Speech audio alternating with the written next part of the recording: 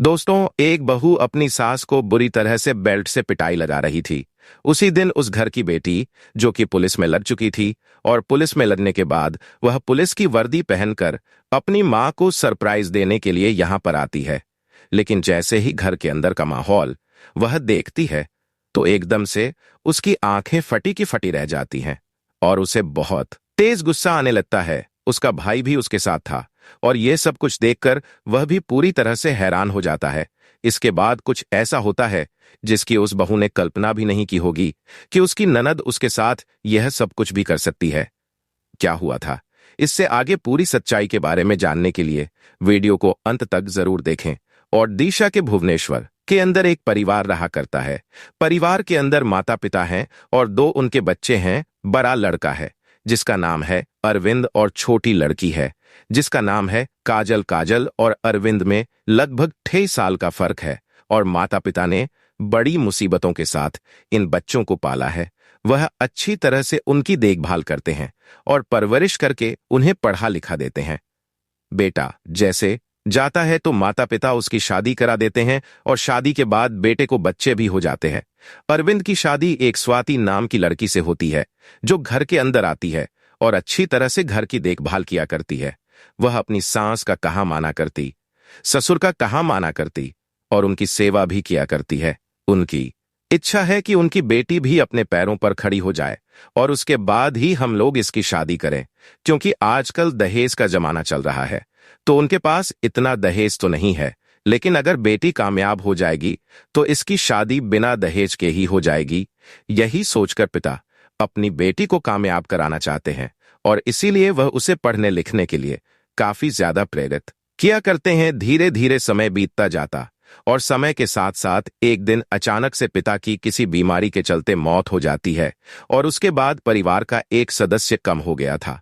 लेकिन वहीं पर जो बेटा था वह अच्छा खासा कंपनी में काम करके कमाया करता था, तो वह परिवार की जिम्मेवारों को अपने कंधों पर ले लेता है और सब कुछ इसी तरह से चलने लगता है। फिलहाल तक सब कुछ ठीक था, कोई भी कैसी भी दिक्कत नहीं थी।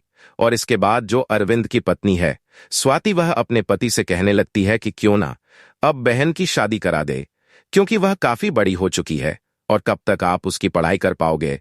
दरअसल जो काजल थी वह फिलहाल कॉलेज में पढ़ा करती थी और स्वाति नहीं चाहती थी कि उसके पति की कमाई से पढ़ाई लिखाई करें और उसके बाद दूसरे घर चली जाए। इसी बात से चलकर वह उसकी शादी के लिए बोलने लगती है, लेकिन अरविंद उसे बता देता है कि पिताजी की आखिरी इच्छा थी, तो हम बहन की शादी अभी नहीं करेंगे, इसको पहले नौकरी लग जाने देते हैं। लेकिन स्वाति बार बार उससे कहा करती है और इसी दौरान जो स्वाति की मां होती है वह स्वाति की ननद के लिए एक रिश्ता बताती है और कहती है कि लड़का अच्छा है और आप एक बार देख लो तो बड़ा ही अच्छा होगा। यह बात कहने के लिए वह अरविंद के घर आई थी छुट्टी के दिन और उनसे कहने लगती है कि आपको लड़का देख लेना चाहिए, बड़ा ही अच्छा रिश्ता है और आगे से ऐसा रिश्ता नहीं मिलेगा। अब इस बात को सुनकर जो उनकी मां होती है, जिसका नाम माया देवी होता है, वह भी मना करना चाहती है, लेकिन फिलहाल बहू घर की करता धरता थी, तो इसी वजह से वह उससे कुछ नहीं कह पाती है और अपने बेटे की तरफ देखने लगती है। बेटा पहले तो मना करता है, लेकिन जब उसकी पत्नी बार बार कहती है कि देखने में क्या जा रहा है, एक बार देख लेते हैं, जब मां ने इतना कष्ट किया है तो देख तो लेना ही चाहिए। इसके बाद बेटा भी मजबूरन हामी भर देता है और कहता है कि देखो स्वाति, देख तो हम लेंगे, लेकिन अगर लड़का अच्छा नहीं हुआ तो उसके बाद उससे बिल्कुल भी शादी नहीं करेंगे। बाद में तो मैं इस बात का बुरा मानने लगो तो स्वाति कहती है कि मैं कहाँ आपसे जबरदस्ती कर रही हूं, एक बार देख लीजिए। मेरी मां जब कह रही है तो लड़का अच्छा ही होगा, अगर अच्छे घर में शादी हो जाएगी तो बहुत ही अच्छा रहेगा। वैसे भी अगर ये पढ़ना लिखना चाहती है तो शादी के बाद वहीं पर पढ़ाई लिखाई कर लेगी, कोई भी परेशानी नहीं है।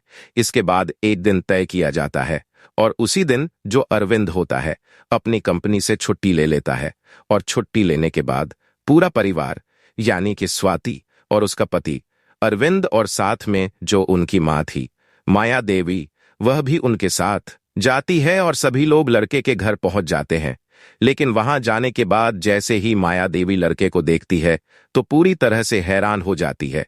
दरअसल इस लड़के का कुछ दिनों पहले एक्सीडेंट हो गया था और एक्सीडेंट के कारण यह पूरी तरह से लंगड़ा कर चला करता था। माया देवी इस बात को सुनकर पूरी तरह से चुप रह जाती है। वहीं पर जो स्वाति की माँ होती है वह वहां पर चिकनी चुपड़ी बातें लगाने लगती है और कहती है कि कहाँ, इतना कहाँ है, थोड़ा सा ही तो है और यह महसूस भी नहीं होता।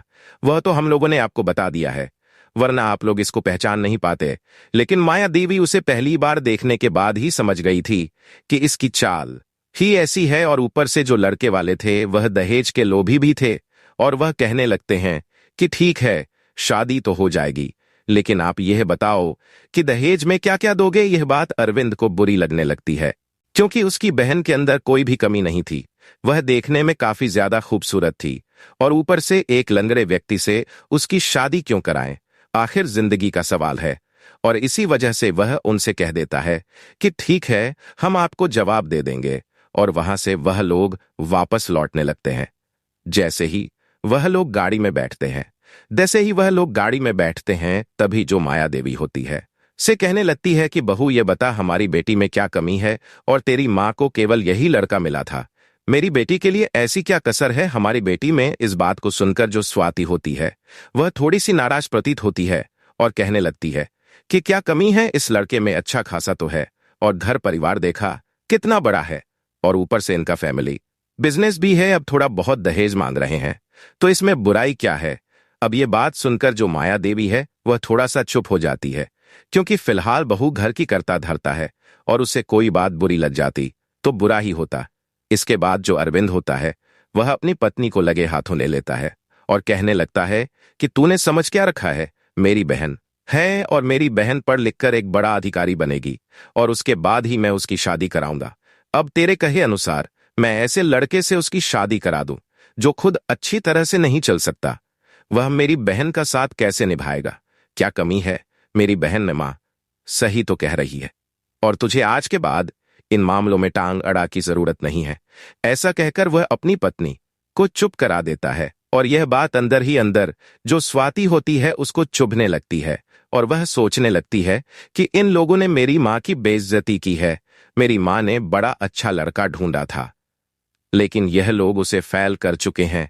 इसके बाद सभी लोग घर चले जाते हैं और घर जाकर सब कुछ अच्छी तरह से चलने लगता है। लेकिन इस दिन के बाद स्वाति के दिमाग में बार बार जो उसकी ननद है और उसकी सास है वह खटका करती है और इसी खटखटाहट को लेकर वह उनसे उखड़ी उखड़ी सी रहने लगती है। यह बात माया देवी को भी महसूस हो जाती है और यहाँ पर उस घर की जो बेटी थी उसको भी महसूस हो जाती है। तो इसके बाद माया देवी परिवार की कंडीशन को समझते हुए, क्योंकि उसे पता है कि उसका बेटा उसके कहने पर उसकी बहू के साथ बहुत ही गलत कर सकता है, तो इसी वजह से वह अपने बेटे से कुछ नहीं कहती है इन बातों के बारे में और अपनी बेटी को वहां से अपनी ननद के यहाँ पर पढ़ने के लिए भेज देती है। दरअसल उनकी ननद एक दूसरे शहर में रहा करती थी और वहां पर वह पढ़ाई का बहाना बनाकर अपनी बेटी को भेज देती है और कहती है कि आप इसे वहां पर पढ़ा लीजिए, रुपए पैसे हम यहां से भेज दिया करेंगे। इसके बाद ननद वहां से चली गई थी और घर के अंदर केवल सास बहू रह गए थे और उनके बच्चे थे और साथ में अरविंद था। अरविंद सुबह सुबह कंपनी के लिए चला जाया करता और शाम को वापस लौटा करता। कहीं ना कहीं से स्वाति को भी यह बात पता थी कि उसकी सास उसके बेटे से कोई भी शिकायत नहीं करती है, तो जैसा वह चाहे वैसा कर सकती है। वह गुस्सा तो थी ही अपनी सास से और उसके बाद दिन दिन के समय में अपनी सास पर हुकूमत करने लगा करती है। लेकिन जैसे ही बेटा ड्यूटी से आया करता तो उस समय वह अच्छे से उसका ख्याल रखा करती। यह बात सास को बुरी तो लगती है, लेकिन वह अपने बेटे के घर को उजाड़ना नहीं चाहती थी, तो इसी वजह से वह इन सभी बातों को सहन करती रहती है। इधर जो अरविंद होता है वह अपनी बहन की पढ़ाई के लिए उसको पैसे भेजता रहता है और यह बात स्वाति को बहुत ज्यादा खटका करती है। एक दिन जब अरविंद अपनी बहन की पढ़ाई के लिए पैसे भेज रहा था तो उसी समय जो स्वाति होती है उसे और भी सारे खर्चे गिनाने लगती है और कहती है कि तुम अगर इस तरह से पैसे भेजोगे अपनी बहन के लिए तो फिर हमारा काम कैसे चलेगा, हमारे पास तो फ्यूचर के लिए सेविंग भी नहीं है। ये बात अरविंद को बुरी लगती है और वह कहने लगता है कि मेरी जिंदगी पर क्या तुम्हारा अधिकार है, मेरी माँ और बहन के लिए मेरा कोई कर्तव्य नहीं बनता। मैं तो अपनी बहन के लिए पैसे भेजूंगा क्योंकि वह वैसे ही बुआ के घर रहा करती है, तो यहां से अगर मैं उसकी पढ़ाई लिखाई के लिए पैसे भेज दूंगा तो कौन सी बुरी बात है। इस बात को लेकर पति पत्नी में छोटी सी कहासुनी होने लगती है और यह बात जो अरविंद की माँ माया देवी होती है वह सुन लेती है। इसके बाद ने वहां पर आती है और अपने बेटे को शांत कराते हुए कहने लगती है, बेटा कोई बात नहीं, तू चिंता मत कर, तुम्हारी बहन के लिए पैसे तुम्हारी बुआ दे देगी। मेरी उनसे बात हो गई है, और वैसे भी जब तुम पैसे भेजा करते थे तो वह बार बार मना किया करती थी, कहा करती थी कि बेटी हमारी कुछ नहीं लगती, क्या हम भी तो इसकी बुआ हैं, तो हमारा भी कोई फर्ज बनता है। इसके बाद अरविंद ना चाहते हुए भी अपनी बहन को पैसे भेजना बंद कर देता है, लेकिन वह बार बार अपनी बहन से हालचाल पूछा करता और उसे ज्यादा से ज्यादा मोटिवेट किया करता। एक दिन जब माँ की थोड़ी सी तबीयत खराब होती है तो बेटा उसे बाहर ले जाता है, और वहां पर जाने के बाद वह माँ से पूछने लगता है कि माँ तुम बड़ी चुप चुप सी रहा करती हो, आखिर क्या परेशानी है। अब माँ चाहती तो है कि वह अपने बेटे को सारी हकीकत बता दे कि उसकी पत्नी उससे गलत व्यवहार किया करती है, लेकिन वह फिलहाल कुछ नहीं कहती, क्योंकि उसे पता है कि अगर उसके बेटे को यह सब कुछ पता चल गया तो बहुत ही गलत हो जाएगा, वह अपनी पत्नी को बिल्कुल भी अपने साथ नहीं रखेगा। ऊपर से उसका भरा पूरा परिवार है, एक लड़का है, एक लड़की है, और बच्चे स्कूल भी जाया करते हैं, तो वह नहीं चाहती कि उसकी वजह से उसके बेटे का परिवार तबाह हो। तो वह कह देती है कि नहीं बेटा, ऐसा कुछ भी नहीं है, कोई भी ऐसी बात नहीं है। फिर वह कहने लगता है कि माँ मुझे अच्छा नहीं लगता कि मैं बहन को पैसा न भेजूं, मेरा फर्ज बनता है, तो मुझे तो पैसे भेजना ही चाहिए। तब जो माँ होती है वह कहने लगती है कि बेटा मैं नहीं चाहती कि तेरी बहन की वजह से तेरा बसा बसाया घर उजड़ जाए, और इसी वजह से तेरी बुआ को जिम्मेवारी उठाने दे और तू आराम से रह, क्योंकि तेरी पत्नी को इस बात का दुख है जब हमने उसकी माँ के लाए हुए रिश्ते को ठुकरा दिया था, और उसका गुस्सा होना जायज भी है, क्योंकि माँ तो माँ होती है और माँ की गोद लेना हर बेटी को अच्छा लगा करता है।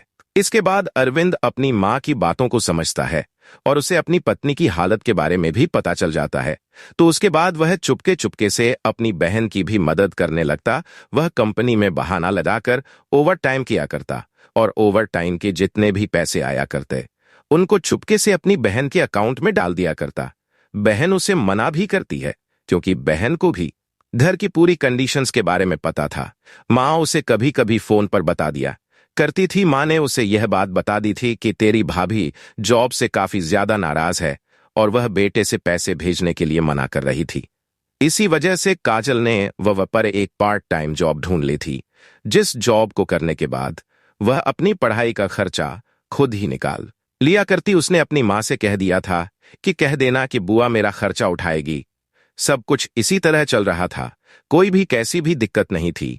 तभी अचानक से जो अरविंद होता है उसकी पोस्टिंग उसी कंपनी की एक दूसरी ब्रांच में हो जाती है, जो यहां से लगभग 400 से 500 किलोमीटर दूर थी, और साथ साथ उसे प्रमोशन भी मिला था और उसको ज्यादा सैलरी मिलने वाली थी। इसके बाद वह मिठाई का डिब्बा लेकर सीधा अपने घर आता है और अपनी माँ को सबसे पहले खुशखबरी देता है। कहता है कि माँ अब तो मेरी प्रमोशन भी हो गई है और मुझे अब ज्यादा सैलरी मिलेंगे। इस बात को सुनकर माँ भी खुश हो जाती है, और यह बात जैसे ही स्वाति सुनती है तो वह भी बड़ी खुश हो जाती है। इसके बाद वह अपने पति से कहने लगती है, यह तो बड़ा अच्छा हुआ, और आज से अगर हमारे पास ज्यादा पैसे आएंगे तो हम लोग कुछ ज्यादा सेव भी कर सकते हैं। तभी अरविंद कहता है कि हाँ, ज्यादा सेव भी कर सकते हैं, और साथ में अब मैं अपनी बहन का भी अच्छे से ख्याल रख सकता हूँ, उसका पालन पोषण भी कर सकता हूँ। इस बात को सुनकर स्वाति थोड़ी सी मायूस तो होती है, लेकिन फिलहाल उसके पति की प्रमोशन हुई थी और यह खुशी उसके सामने ज्यादा थी, तो उसके बाद वह खुश होकर घर के काम में लग जाती है और अपने पति के सामने अपनी सास की सेवा पानी करने लगती है। तभी जो अवि होता है वह अपनी पत्नी से कहने लगता है कि देखो, घर का अच्छे से ख्याल रखना, क्योंकि माँ तो काफी ज्यादा बुजुर्ग है और तुम ही हो। अब इस घर को संभालने के लिए मैं वहां से लगभग 15 से 20 दिन के अंतराल में आया करूंगा, क्योंकि वह जगह काफी दूर है। यह बात सुनते ही पत्नी पूरी तरह से हैरान हो जाती है और उसे कहने लगती है कि तुम कहना क्या चाहते हो। तो वह उसे बताता है कि इसी तरह से मेरा दूसरी ब्रांच में ट्रांसफर हो गया है और वहां से लगभग 15 से 20 दिन के अंदर मुझे आने के लिए होगा, क्योंकि वह 400 किलोमीटर है और रोज रोज मैं घर पर नहीं आ पाऊंगा। लेकिन तुम चिंता मत करो, मैं वहीं से तुम्हारा ख्याल रखूंगा और पैसे भेजता रहा करूंगा। इसके बाद स्वाति और उसकी माँ होती है माया देवी, वह दोनों थोड़े से परेशान तो होते हैं, लेकिन कमाई के साधन की बात थी और इसी वजह से वह इन सभी चीजों को सहन कर जाते हैं। दूसरे दिन जो अरविंद होता है वहां से अपने कपड़े पैक करता है और सीधा वहां से उस ब्रांच के लिए निकल जाता है और वहां पर रहकर काम करने लगता है। इधर जो बहन है उसने दरोगा के लिए टेस्ट दिया था और वह टेस्ट उसका क्लियर हो गया था, लेकिन अभी वह अपने घर वालों को बताना मुनासिब नहीं समझती, क्योंकि ऐसा पहले कई बार हो चुका था।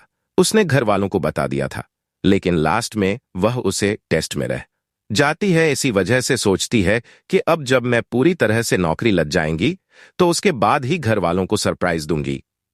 यह बात वह अपनी बुआ से भी कह देती है, तो बुआ भी इस बात को चुपचाप रखती है। लेकिन जैसे ही अरविंद वहां से नौकरी के लिए चला जाता है, अब इसके बाद सास बहू घर के अंदर अकेली रह जाती है, तो जो बहू स्वाति होती है वह और भी ज्यादा नाराज अपनी सास पर होने लगती है और अब उसे बहुत ही ज्यादा घृणा की दृष्टि से देखा करती है। ज्यादातर वह उससे घर का सारा काम करवाया करती और जब काम कंप्लीट हो जाते उसके बाद भी वह और भी ज्यादा काम फैला दिया करती और सोचा करती कि यह जो सांस है बिल्कुल भी खाली नहीं बैठना चाहिए, क्योंकि इसकी वजह से मेरी मां का अपमान हुआ था। यह भावना उसके अंदर बहुत ही ज्यादा विकराल रूप ले लेती है और इसके चलते वह अपनी सांस से बहुत बुरी तरह से लड़ाई किया करती है। लेकिन अभी तक उसने मर्यादा में रहकर ही लड़ाई की थी। वह उसे धमका तो दिया करती थी, पर अभी तक उसने उसे गलौच नहीं किया था और ना ही उस पर हाथ उठाया था। जब सास माया देवी देखती है कि कोई बात नहीं, कम से कम यह तो ठीक है और ना ही पिटाई लगा रही है, घर के काम के लिए ही तो बोल रही है। दरअसल जो स्वाति थी वह बार बार कहा करती कि अपनी बेटी को पढ़ा रही हो तो उसके हिस्से का काम भी तुम्हें ही करना होगा। अब जब भी हमें उसकी शादी करनी है और शादी में खर्चा आएगा, हम नौकर नहीं रख सकते और मुझसे काम नहीं हो पाएगा। इसी वजह से जो सास होती है वह चुपचाप रहकर घर का काम करती रहती है और कोई भी कैसी भी दिक्कत नहीं थी। धीरे धीरे इस बात को काफी दिन बीत जाते हैं और ऐसा चलते हुए काफी समय निकल गया था। अरविंद बार बार अपने घर पर आया करता, लेकिन जब भी अरविंद घर आया करता है तो उसकी पत्नी गिरगिट की तरह रंग बदल दिया करती और वह अपनी सास की अच्छे से देखभाल किया करती।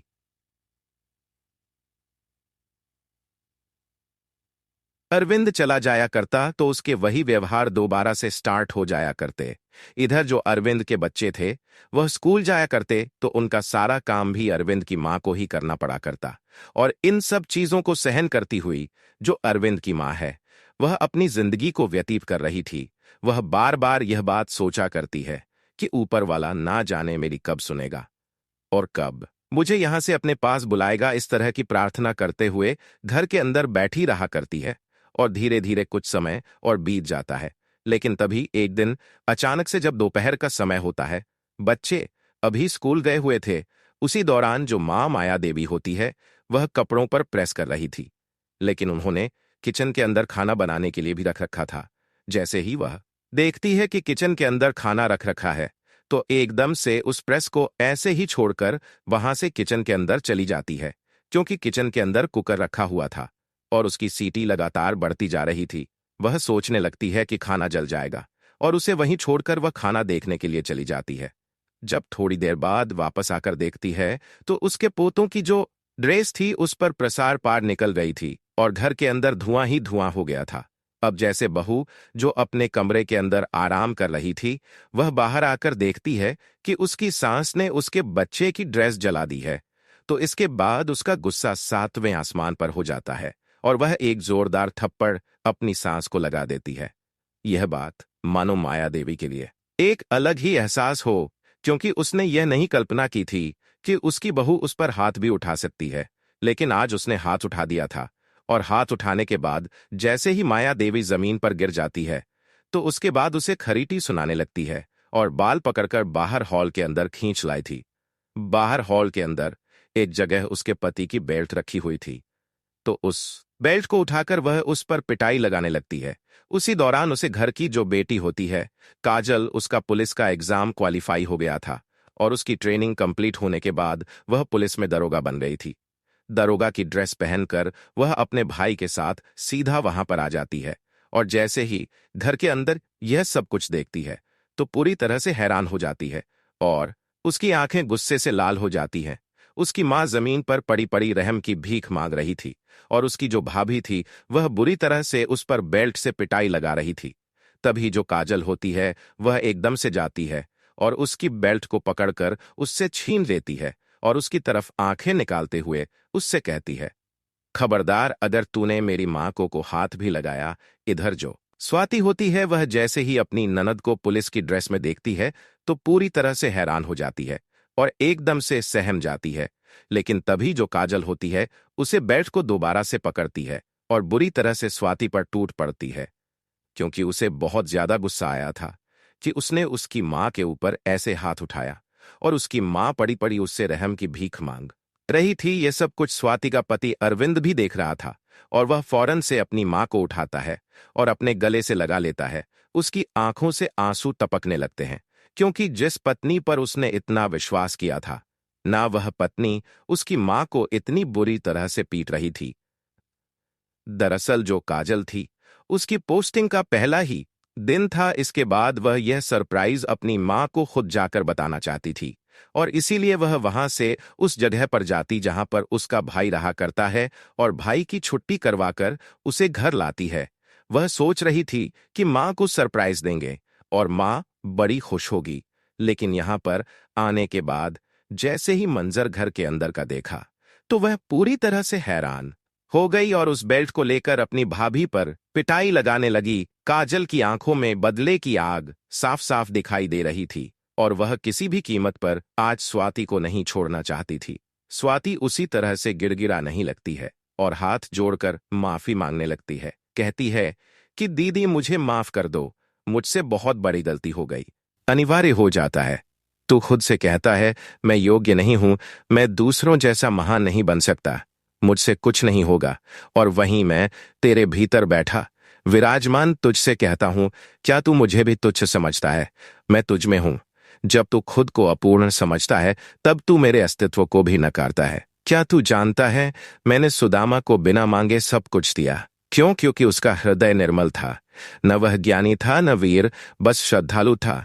तू जब खुद को कमतर मानता है तब तू मेरे दिए हुए उस जीवन की अवहेलना करता है जो मैंने तुझे विशेष बनाकर दिया है। हर आत्मा मेरी लीला का पात्र है। कोई रावण होकर मुझे चुनौती देता है, कोई हनुमान बनकर मेरी सेवा करता है, कोई अर्जुन बनकर मेरा मित्र बनता है।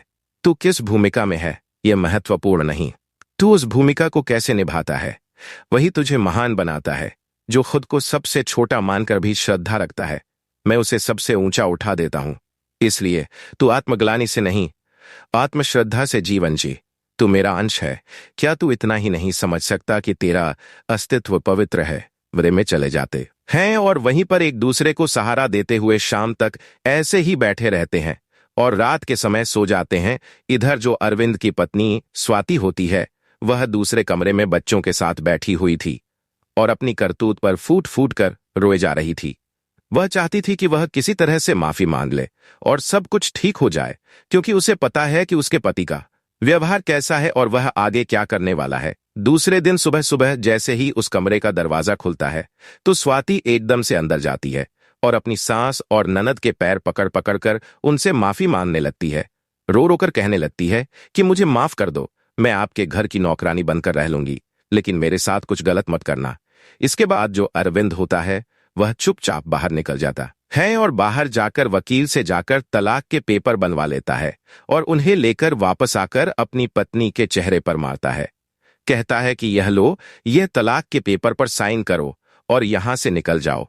अगर तुम्हारे दिमाग में जरा भी यह बात हो कि मैं बब्बों की देखभाल नहीं कर सकता तो मैं बच्चों की देखभाल कर लूंगा, तुम बस मुझे तलाक देकर यहां से चली जाओ।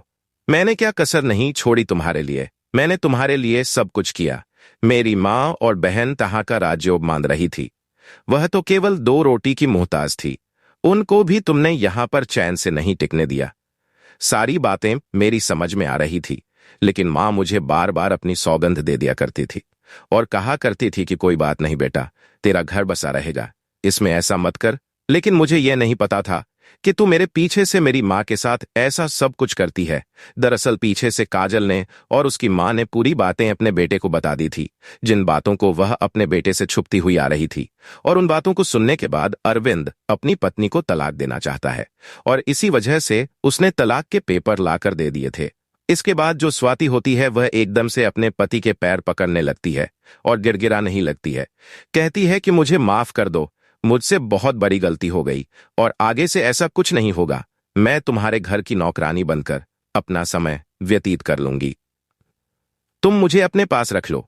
लेकिन जो अरविंद होता है उसे धक्का देकर दूसरी तरफ गिरा देता है और स्वाति जमीन पर परी परी फूट फूट कर रो रही थी। वहीं पर उसकी सास और ननद भी थी और सास और ननद जब यह सब कुछ देखती है तो वह एक शब्द भी नहीं बोलती है।